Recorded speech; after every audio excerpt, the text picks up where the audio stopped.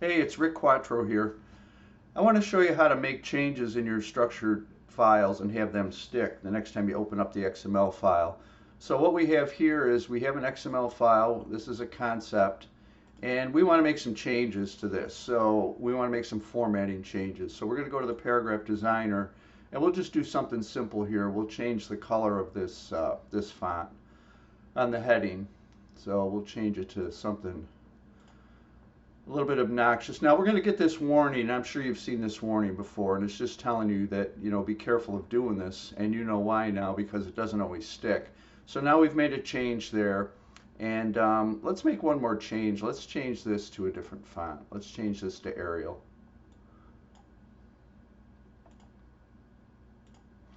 So now we have Arial and we have our blue. So let's save the changes. So we've saved this file. You can see down here in the page area it's saved, and let's close it. And then let's reopen it. So we reopen the file and our changes are gone. And this is the thing that frustrates you if you don't know why this is happening.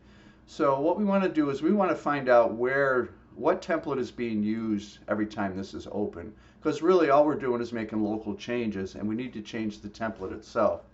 So if we go to the structure menu and go to application definition, and we want to look at the global ones for DITA files. It's going to warn us that it's locked. The files are locked. And if we go to our structure view, we see all these DITA applications. Now, depending on the version of FrameMaker you're using, it's probably using DITA 1.3 for a concept. So we find this application here. And what we want to look at is the template, because this is telling us that when we open up a concept, an XML file, either .xml or .dita, it's going to use this particular template. And so it's looking in struct.dir, and that's a variable. We'll show you where that is in a minute. XML, DITA 1.3, app, technical content, template, concept, template, and so forth. So let's go find that. So we've navigated there. Now, if you look here, you'll see it's Program Files, Adobe FrameMaker 2022, or whatever version you're using. Structure. Now that's that variable. So that variable gets you that far. That struct.dir variable gets you that far. Let's just back up here and I'll show you. So that variable in FrameMaker, that $struct.dir, that's where that gets you. That's where that lands you. So once you're there, then you want to keep going. So you go to XML, DITA 1.3, app, and then technical content, and then template.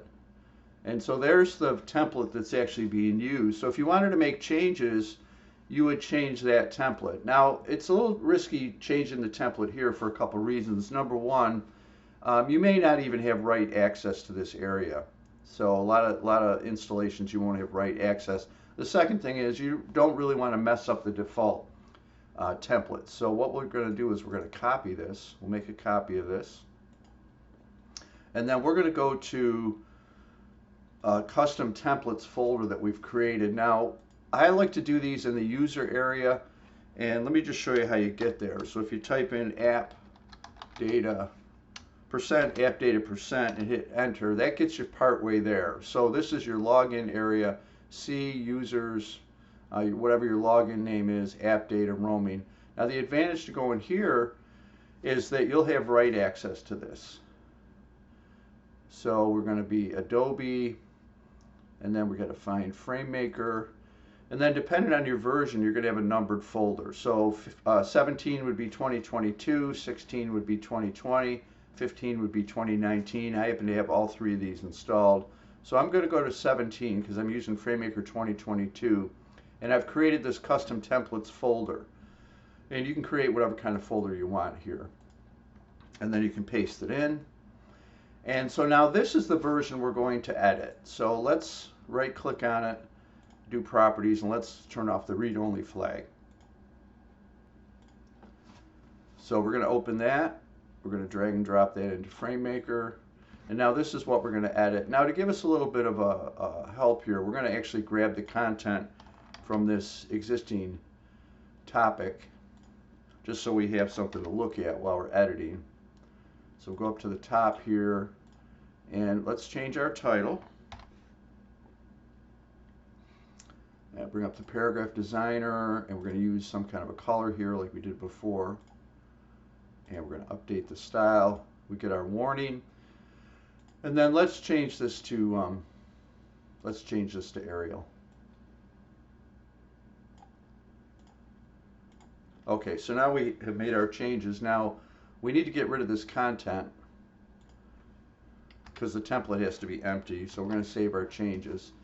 And then we'll go ahead and close that. Now we have to do one more thing. We have to tell FrameMaker that we want to use that template instead of the normal one. So what we're going to do is we're going to go back to this struct apps file. We're going to copy this to the clipboard, this XML application. And then we're going to open a custom struct apps file. It's not really custom, it's a user one, is probably the better terminology. So we go to this menu item here, Edit Application Definitions. Now, in a new installation of FrameMaker, this will be empty. And so let's paste that in. And so now what happens is, if you open a concept, FrameMaker is going to look and it's going to say, well, here's a Data 1.3 concept in here, and there's also one in here. Well, the one that's in your user area, that's the one that wins. That's the one that is going to get used. And really all we have to do here is change the path to the template. So let's start by inserting a variable. And I'll show you what variable we're going to use.